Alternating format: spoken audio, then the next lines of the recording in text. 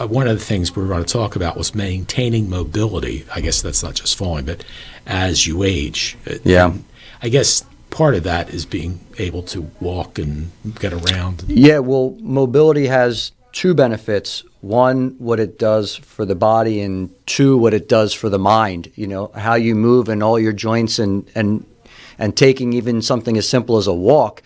Everybody knows if they go for a walk, they come back feeling better every single time, and it's because of how moving the body actually stimulates the mind, and it can actually break the stress pattern. So it's very hard to think your way out of stress and think your way out of worry, but if you move your way out or go take a walk or get into nature, you'll find that it's a little easier to push that stress off till it comes back again, but it's a little easier to break that stress pattern by getting your body moving, and that's because the joints are so involved with nervous system and the brain, and it's just a faster way to shut that stressful part of the brain off is by moving your body. So that's the brain benefit. The body benefit, obviously, is, you know, the better your body moves, the more it can pump the muscles, the more it can bring new blood in and push old blood out, the more the spine can move, the more the joints can bring hydration in and inflammation out, and all those things help your body last longer and feel better. Poor posture can cause your spine to wear out faster. And poor posture can also make your muscles have to work harder. You know, the more you're leaning over and the more your muscles have to pull you back up or hold you up, the harder they have to work. Whereas if you're up straight and just letting gravity sit over your spine and have your muscles be more like balancing cables, then, you know, you're not working your muscles as hard. And then the spine is more aligned and over the disc, so it's not pressing, the bones aren't pressing on each other as much. And that can really help a spine last a lot longer. And with watching TV in bed or cell phones or different things, that constant chin down, looking down thing can really start to cause the spine a lot of stress. It loses the curve in your neck, and then with that consistent pressure over time, the ligaments start to change, the discs start to stay compressed, and then they lose their ability to hydrate themselves, which can eventually lead to dehydration of the joint, which is arthritis and disc disease. Oh, okay. So that's another place where you see the lack of water causing a problem in the body. If you want to ease up from any problem, what you do is, first you want to improve the habit that's causing the problem. So you want to get rid of the bad habit that's causing your posture or any health thing to progress in the wrong direction. So you replace it with a habit that actually promotes health. So the first thing is address the habit. The second is incorporating things that actually improve health. So the chiropractic adjustment, loosening ligaments, getting rid of scar tissue.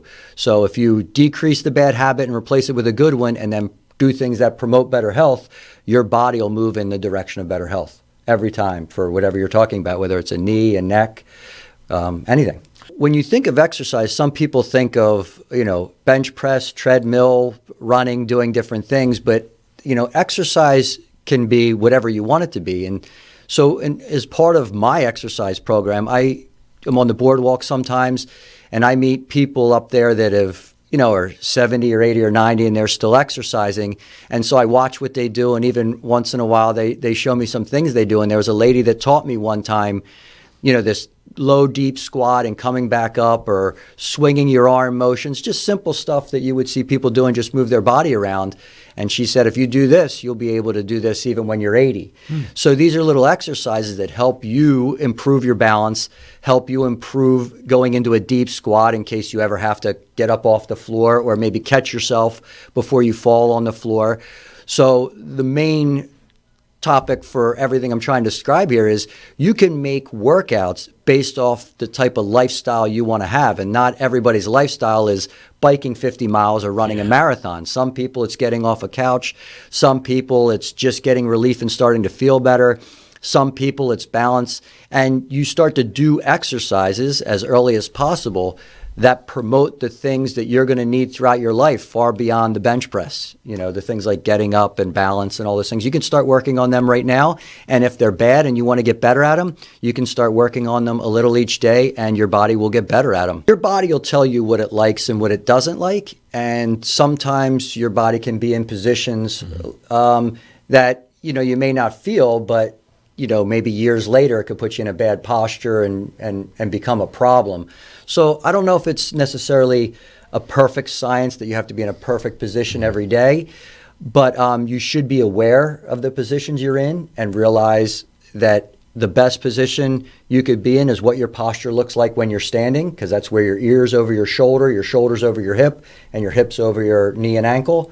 I mean, that's alignment. Yeah. So you want to try to promote that as much as possible, but you don't want to be so hard on yourself that you don't enjoy a show or a book or whatever, whatever you like to do when you're relaxing. But if you do have those things, it's also nice to have things that counteract those things. So I have workouts that I do that are designed for posture, that are designed for my neck and designed for my low back, and I try to sit as little as possible. So before I watch TV, if I'll be on the floor beginning to watch the show on a foam roller or on a ball, or I'll be doing a couple stretches to unwind a tight spot so I don't go to bed with that tight spot, so I can wake up refreshed and start back at zero for the next day.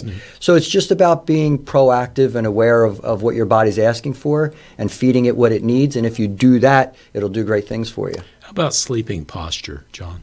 Yeah, I have whole videos on sleeping posture. So for some people, if they're in pain, it's whatever posture gives you the most relief possible.